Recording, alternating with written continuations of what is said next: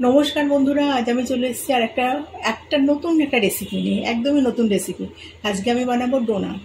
Donut তো আমরা সবসময় কিনে খাই, আজকে আমরা বাড়িতে বানিয়ে খাবো, আর সেই জন্য তোমাদের সাথে আমি রেসিপিটা শেয়ার করছি। এখানে আমি প্রথমেই দেখাচ্ছি, ইস্ট নিয়ে নিয়েছি। ইস্টটাকে আমি রুম টেম্পারেচারে রাখা দুধ দিয়ে গুলবো। তার সাথে দেবো 1 চামচ চিনি। 1 চামচ চিনি দিয়ে দিলাম। এটা কিন্তু রুম টেম্পারেচারের দুধটাকে আমি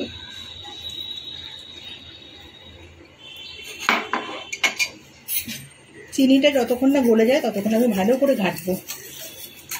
এখানে কিন্তু প্রত্যেকটা স্টেজ ভালো করে ফলো করতে হবে, না হলে কিন্তু তোমরা একেবারেই বানাতে পারবে না, ভুলভাল হয়ে যাবে।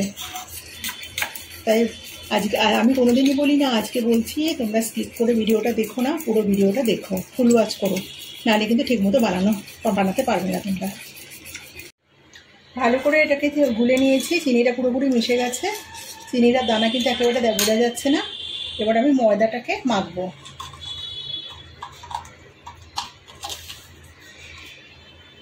লবণ দিয়ে দিলাম। লবণটা টোটালি আন্দাজ মতো। চিনি দেবো এই চামচে 2 চামচ। একটু নাড়িয়ে নেব।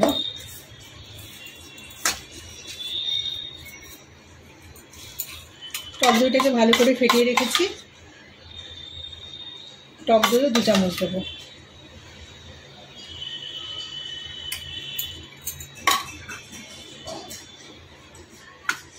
আগে এই টক দইটাকে ভালো করে মিশিয়ে নেব ময়দাটার সাথে,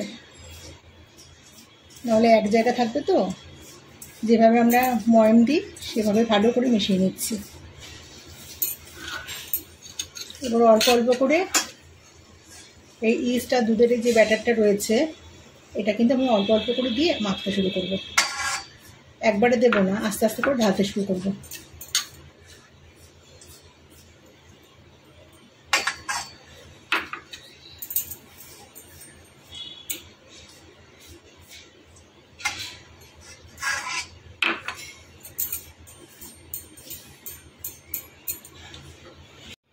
আমার আর 1 চামচ এই দুধের ব্যাটারটা বেঁচেছে, এটা লাগেনি। যেভাবে আমরা নান টানে যেরকম আমরা ডো তৈরি করি সেরকমই আমি মেখে নিয়েছি। এটাকে কিন্তু ভীষণ ভালোভাবেই ঠাসতে হবে, কম করে এটার পিছনে আধ ঘন্টা সময় দিতে হবে। আমি অনেকক্ষণ ধরেই ঠাসছি। এবার আমি এখানে নামিয়ে নিলাম। বাটির কাজ হয়ে গেছে, বাটার নিয়ে নিচ্ছি।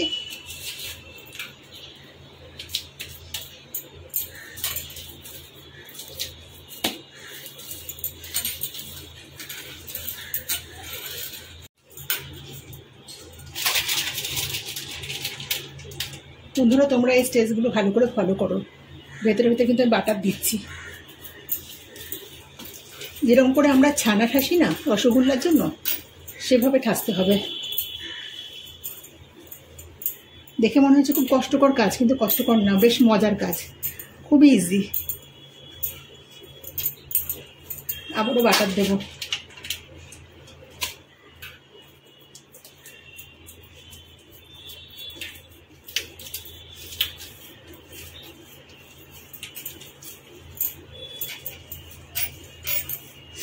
দশ মিনিট আমার হয়ে গেছে। পুরো 10 মিনিট সময় ধরে আমি এটাকে ঠেসেছি। এটা খুব সুন্দর একটা মোলায়েম জিনিস তৈরি হয়ে গেছে। এটাকে আমি এবার ঢেকে রেখে দেবো 2 ঘন্টার জন্য। 2 ঘন্টা পরে আসছি, রেস্টে থাকবে এটা। 2 ঘন্টা হয়ে গেছে বন্ধুরা, খুলছি এটা আমি। দেখুন বন্ধুরা, কত সুন্দর ফুলেছে। এবার হাতে আমি একটুখানি রিফাইন অয়েল মেখে নিলাম, এটাও নিয়ে নেবো।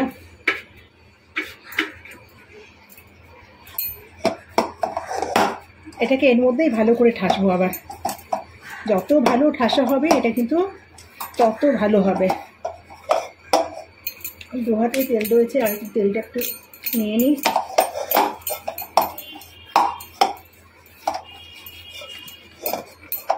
আবার 3-4 মিনিট আমি ভালো করে ঠেসে নেব। ঠাসা হয়ে গেছে।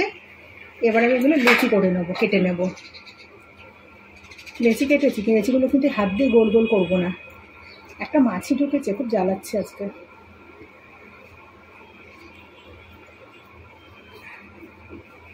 এভাবে গোল করব, এভাবে আমি সবগুলো করে নেব। গোল গোল লেচিগুলো করে নিয়েছি। আর বন্ধুরা, আমার কাছে না বাটার পেপারটা শেষ হয়ে গেছে, তাই আমি একটা সাদা কাগজের মধ্যে রিফাইন অয়েল মাখিয়ে এর মধ্যে বসিয়ে দিয়েছি, নাহলে কিন্তু এগুলো আটকে যাবে। এবার এটাকে ঢেকে দিলাম। এটাকে আমি আবার 1 ঘন্টা ঢেকে রেখে দেবো, রেস্টে রাখবো। দেখুন বন্ধুরা, আমার রেস্টে রাখা হয়ে গেছে। আমি এখন ঢাকনাটা খুলছি। দেখুন কত বড় বড়, কত সুন্দর হয়েছে। এগুলোকে এবার আমি ভাজবো। আগে তেলটা বসিয়ে দিই, তারপর এটার ব্যবস্থা করছি।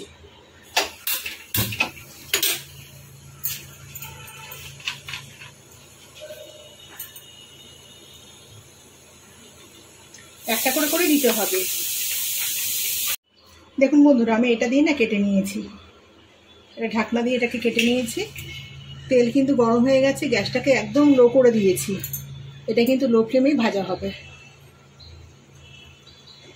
আস্তে আস্তে আস্তে আস্তে করে এটা ভাজা হবে। ততক্ষণ আমি আরেকটাকে করে নিচ্ছি। দেখুন বন্ধুরা, কতটা ফুলেছে, আরও ফুলে উঠেছে। এটাকে আরেকটু হতে দেব। এবার এটাকে আস্তে আস্তে, খুব ধীরে ধীরে কিন্তু এটাকে উল্টাতে হবে। এক সাইড মোটামুটি হয়ে গেছে, এই দেখুন। এবার এই সাইডটাও একদম, গ্যাস কিন্তু লো করা, এই সাইডটাও আমি হতে দেব। ডোনাটটা কিন্তু আমার ভাজা হয়ে গেছে, এটাকে আমি আবার তুলে নেব। ওই জন্য আমি একটা লুচি ভাজা ছামতা নিয়ে নিয়েছি, কারণ এতটা বড় তো আমি খুন্তি দিয়ে তুলতে পারবো না। বন্ধুরা দেখো, যতটা তেল দিয়েছিলাম ততটাই রয়েছে, তেল কিন্তু বেশি খায়নি। তুলে নিলাম এটা। দেখো, আরেকটা আমার রেডি হয়ে গেছে। কৌটো ঢাকনা দিয়ে আমি ফুটোটা করে নিয়েছি। সাবধানে ছেড়ে দিলাম। আর গ্যাস কিন্তু একেবারে লোতে আছে। 1 মিনিট অপেক্ষা করো, এটাও এরকম ফুলে উঠবে। দেখো, আস্তে আস্তে ফুলতে শুরু করেছে। তুলে নিলাম ওখান থেকে। সাইডগুলো একটুখানি চেপে চেপে একটু গোল করে দিচ্ছি, কারণ যেহেতু এটা ছড়িয়ে গেছে। কৌটো ঢাকনাটা নিলাম, একদম মাঝ বরাবর বসাবো।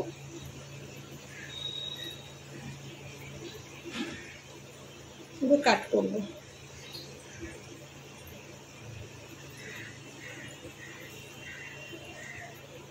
এই যে ঢাকনা বেরিয়ে গেল। একটু চেপে চেপে ঠিক করে দিলাম। দেখো বন্ধুরা, আরেকটা ভাজতে বসিয়েছি, কতটা ফুলেছে। দেখো বন্ধুরা, আমার কিন্তু ডোনাটগুলো ভাজা হয়ে গেছে।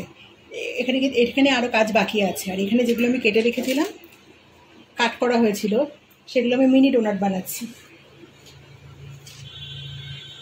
এগুলো কতটা ফুলবে দেখবে।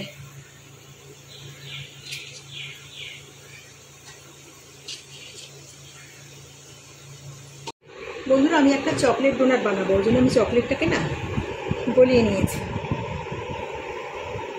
ওই জন্য আমি চকলেটের মধ্যে চুবিয়ে নিয়েছি। এক্সট্রা যে চকলেট থাকবে এটা কিন্তু পড়ে যাবে এর মধ্যে, ওই জন্য এর মধ্যে বসিয়েছি।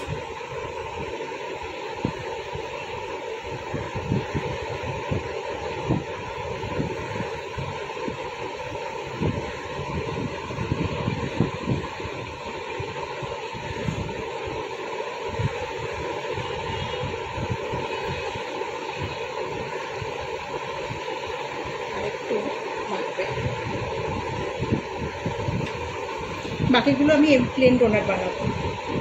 চকলেট ডোনাটগুলো তৈরি হয়ে গেছে। এবার আমি এখানে চিনির গুঁড়ো করে নিয়েছি, গুঁড়ো চিনি। প্লেন ডোনাটটা আমি এই চিনির গুঁড়োর মধ্যে চুবিয়ে নিলাম।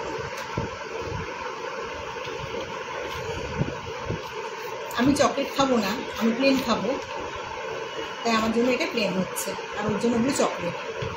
আমাদের খাবার ভাগ হয়ে গেছে। দেখো বন্ধুরা, কত অল্প উপকরণ দিয়ে কত সহজে কিন্তু বাড়িতে তৈরি করে নেওয়া যায়। আর রাস্তায় কিন্তু কিনতে গেলে প্রচুর দাম নেয়, কারণ আমার মেয়ে তো মাঝে মাঝে কিনে খায়, অনেক টাকা দাম নেয়। দিব্যি কিন্তু বাড়িতে ওই 2 কাপ ময়দা থাকলেই দিব্যি বানিয়ে নেওয়া যায়। এই রেসিপি তোমরা যদি ফলো করো, তোমাদের কিন্তু সেম এভাবে এরকমই হবে, এত সুন্দর তৈরি হবে। খেতেও কিন্তু অসাধারণ হয়। রেসিপিটা কেমন লাগলো অবশ্যই কমেন্টে জানিও। আর রেসিপিটা ভালো লেগে থাকলে একটা লাইক দিও। আর যে সমস্ত নতুন বন্ধুরা আমার চ্যানেলটাকে দেখছো, তারা কিন্তু অবশ্যই চ্যানেলটাকে সাবস্ক্রাইব করো।